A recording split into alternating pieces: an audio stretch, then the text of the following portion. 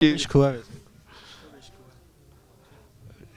इश्क तो क्या बोलेंगे उसको, मतलब अभी तक तो जैसे जिस चीज़ को अभी बोलोगे मोह हुआ हुआ तो जिस चीज़ को प्रेम बोलते हैं, क्योंकि वो प्रेम करने के लिए फिर सामने वाले में भी समर्पण का भाव होना चाहिए। मोह और प्रेम में अंतर क्या है?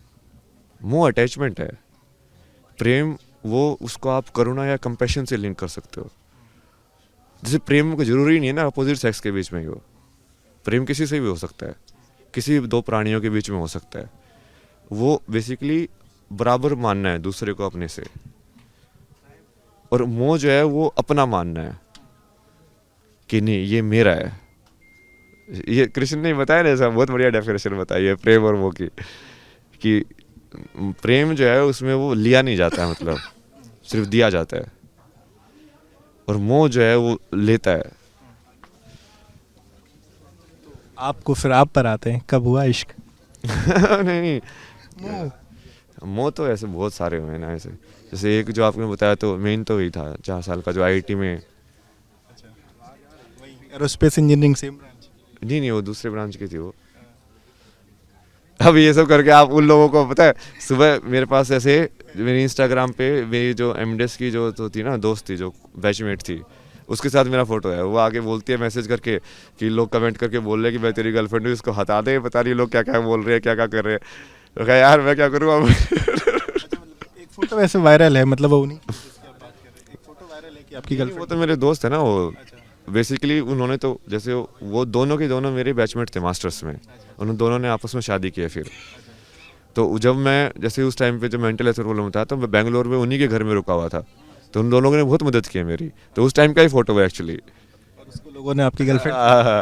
मतलब ठीक है ना, बनाने दो कहानियाँ, वो तो कहानियों में जीते लोग। मेन गर्लफ्रेंड का मैसेज आया कि मेरी बात कर रहे हो तुम हर जगह? नहीं नहीं, वो अलग है। मैं कांटेक्ट ही नहीं हुआ ना उनसे तो बहुत टाइम से नहीं मैं। छोड़ा क्यों? वही वजह है, वो फीलिंग खत्म हो गई मतलब।